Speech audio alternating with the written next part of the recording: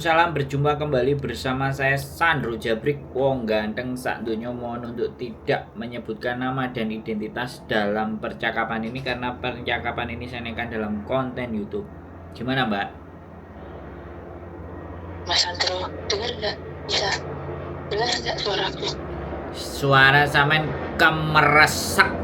Jadi ini Iya, Pak. karena sampean gawe handsfree ini kok sebuli. Enggak, Bang. Enggak. Oh ya, orangnya Henry. Nang WC ya? Nih gudang. Gini loh, Mas.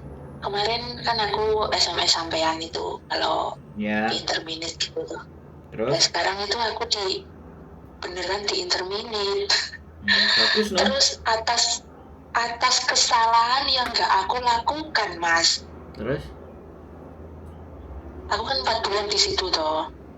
Terus pulang libur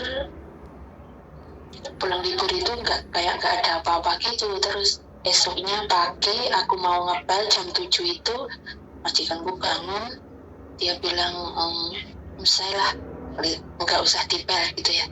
Terus aku udah ada perasaan nggak enak gitu, nyapo aku gitu ya, kamu saya berhentikan gitu. Terus dengan alasan apa? Anaknya kan umur 2 tahun toh. Terus katanya itu gini, Bibi ngomong sama aku kalau kamu mukul Bibi. Bibi umur 2 tahun. Itu bisa wadul ke Mbok percaya. Dan terus aku ngomong gini, kapan aku nganu bayimu kapan? Ada buktinya enggak? Memang enggak ada buktinya, tapi Bibi ngomong sama aku. Tapi terus aku percaya sama bibiku. Terus aku nggak mau banyak cincong. Oke lah. Terus dia suruh aku ngepekin barang. Pada saat itu aku ngepekin barang ya. Terus aku selesai ngepek, dia itu ada surat kayak interminitan gitu loh, kok.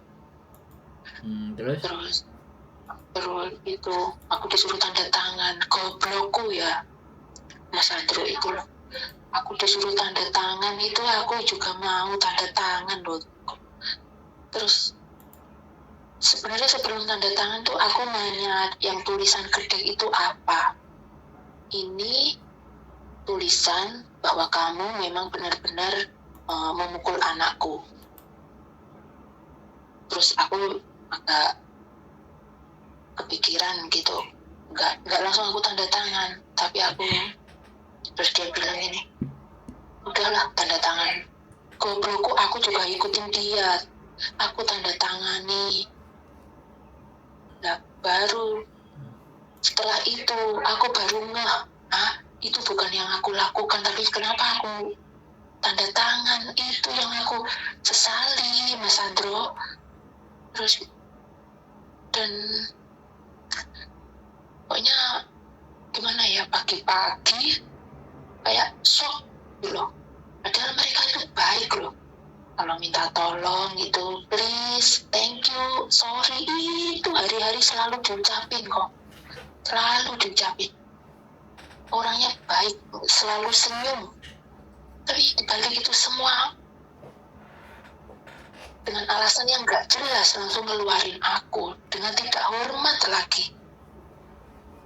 Terus itu kalau di bandara ya, kan aku punya waktu 2 minggu ya itu, Mas Andro. Aku di bandara itu masalah nggak tentang itu surat yang aku tanda tangani itu kan, pre-kontrak itu? Enggak lah. Nggak masalah ya? Enggak.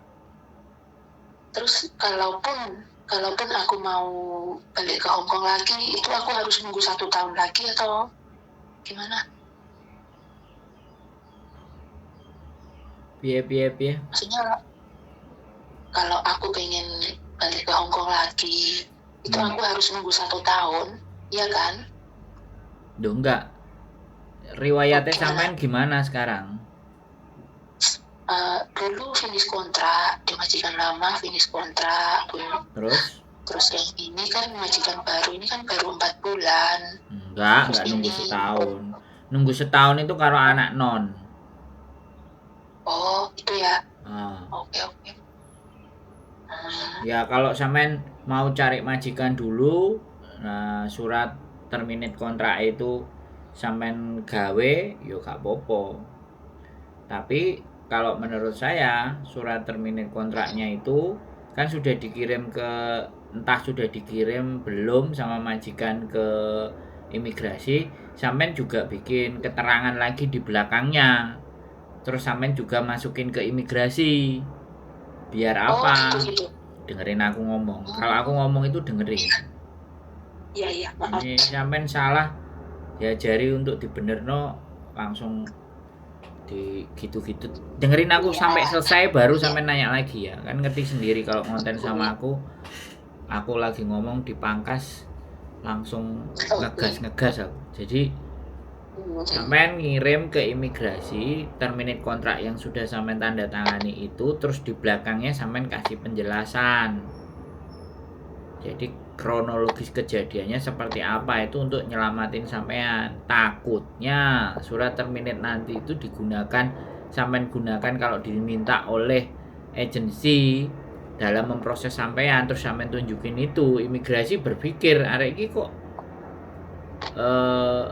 ditandatangani tulisannya gak beres. Makanya kan pada saat majikan nulis dan A B C D E F G, sampean wajib, aku mau tanda tangan, aku gak ngerti isine. Kalau dia ngomong isine, yo jangan paksa aku. Nah aku gak tanda tangan kan gak ada masalah, kamu kirim aja ke imigrasi kan tetap boleh. Sampean tinggal begitu, tapi aku bikin salinannya, sampean foto dhisik supaya sampean nanti juga bisa ngeprint gitu loh.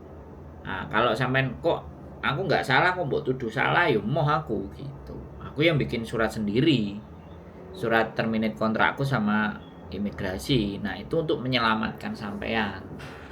Nah tapi sampean wis ngomong kok gobloknya aku lah, terus aku piye nek ngejak omong karo wong goblok, aku benakno masalah wong goblok lah gitu loh. Bisa dipahami nggak? Jadi sampean harus menurutku nulis balesan ya, kayak sampean pingin balik ke Hongkong lagi ya sampean silakan cari majikan dulu. Tapi kalau sampean pingin pulang dulu 2 bulan, 6 bulan, 3 bulan ya gak apa-apa, bebas, terserah sampean. Tapi kalau nanti proses lagi ya PT pasti akan ada yang PT gratisan, gak perlu bayar, aman. Tapi saya juga gak ngerti. Tapi ada juga PT yang wah balik lagi potongan jadi 6 bulan. Ya wis terserah sampean. Begitu ceritanya. Kalau masalah di bandara nggak ada masalah. Wes, apalagi yang mau ditanya? Ya itulah takutnya kalau di bandara itu ditanya yang macam-macam gitu, takutnya. Nggak ada ditanya macam-macam. Iya. Iya, karena yang buka surat terminate itu dan yang minta surat terminate itu pasti agent. Agent yang akan minta. Wes, apalagi sing sampean bingung? Aku juga itu sih ada surat salinannya gitu, surat itu terminate kontrak itu. Dan waktu aku tanda tangan itu sama majikan yang laki-laki di video. Jadi kan mereka punya bukti yang kuat kalau aku sukarela lah gitu tanda tangani. Ya. Nah, makanya kan jangan sambil emosi. Oh iya. Ya takut lah. Anak-anak itu rata-rata memang kayak gitu. Jadi dia ngomong segera buru tanda tangan cepat, udahlah kamu akuin. Nah kayak gitu itu sebenarnya intimidasi. Harus semakin begitu kita harus semakin sadar, ngapain aku harus tanda tangan sesuatu yang aku nggak pahami gitu. Dia marah-marah ya terserah, tapi ya kembali lagi ya namanya teman-teman itu, saya ngomong sampai peng 100, 200, 300 nek daya tangkap dan daya berpikirnya dia sudah gugup dulu, sudah bingungan dulu, sudah panikan dulu, terus aku isone opo kan gitu. Padahal aku tuh tiap hari dengerin sampean lo mas, dengerin sampean ngonten lo. Padahal aku udah siap-siap kalau ada apa-apa aku gini gitu udah aku rencana. Tapi pada saat itu juga kayak nggak bisa berpikir panjang. Ini sing delok bendino lho, Mbak. Apa meneh sing gak Iya delok? aku loh makanya Thomas kuwi lho ya Allah ya kaget ya nggak kepikiran begitu jauh. Jadi ya begitulah ya, hidup itu memang begitu. Makanya kan kita harus terbiasa di posisi dan keadaan yang terjepit itu tetap tenang, karena ketenangan yang ada di dalam diri kita itu akan membuat jalan semuanya jadi lurus. Tapi ya sudah, sudah terjadi. Ya, tergantung sama sampean aja nanti. Ya mudah-mudahan kalau mau proses lagi dengan surat terminate kontrak itu masih ada rezeki dan imigrasi bisa meloloskan visanya sampean gitu. Kalau saya ya ngomongnya begitu, makanya tapi sebenarnya bukan hanya kayak gitu. Saya tadi ngasih tahu ke sampean ya, kirim surat sesuatu buat ke imigrasi untuk menjelaskan kondisi itu adalah saya kondisi saat itu saya merasa tertekan dan saya merasa terintimidasi untuk menandatangani. Ya ngomong aja gitu. Iya. Itu tujuannya buat nyelamatin sampean gitu ceritanya. Iya. Itu kalau aku nulisnya pakai bahasa Indonesia gitu nggak apa-apa ya Mas ya? Ya jangan nulis bahasa Indonesia, di HP sampean ada namanya Google Translate. Oh ya udah. Tulis bahasa Indonesia, keluar bahasa Inggrisnya, copy paste. Nah, setelah di copy itu kan keluar, nah sampean tinggal nulis bahasa Inggrisnya seperti yang ada di tulisan translatean itu. Gitu loh carane, Mbak Zaman now. Sampeyan wis bendino nonton aku, tapi kok cek bingung. Nonton iki sambil turu paling sambil gak direken. Berarti nulisnya di belakang surat itu ya nggak apa-apa ya Mas ya? Kenapa? Nulisku keterangan itu di belakangnya surat. Iya. Sampean jepret gitu. Tapi kan di situ sampean sudah tanda tangan, tapi sampean ya jelas bahwa kronologi sebenarnya. Terus saya juga waktu itu merasa terintimidasi, saya nggak ngerti. Sampean terus begitu aja, saya nggak ngerti isinya apa, tahu-tahu saya tanda tangan. Setelah saya mengerti isinya, ya saya menyesal bahwa sebenarnya saya tidak melakukan itu. Tulis aja begitu. Oke? Oke Mas Andro. Terima kasih atas infonya. Paham? Matur suwun Mas. Siap. Sehat selalu, Mbak. Salam. Bye.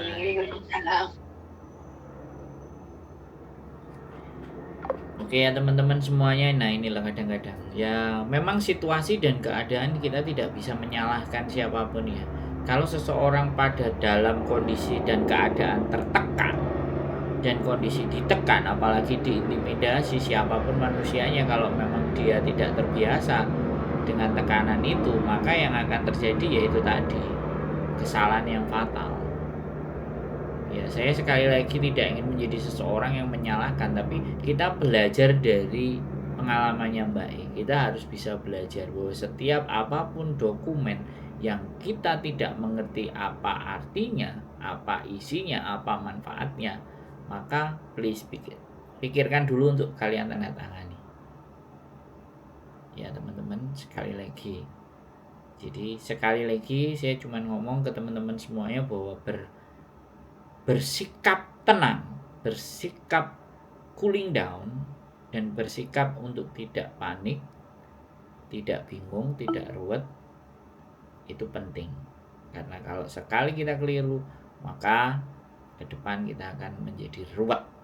Dan saya nggak kepingin kalian ruwet. Ya, keep stay tune YouTube channel and see you next video. Bye bye.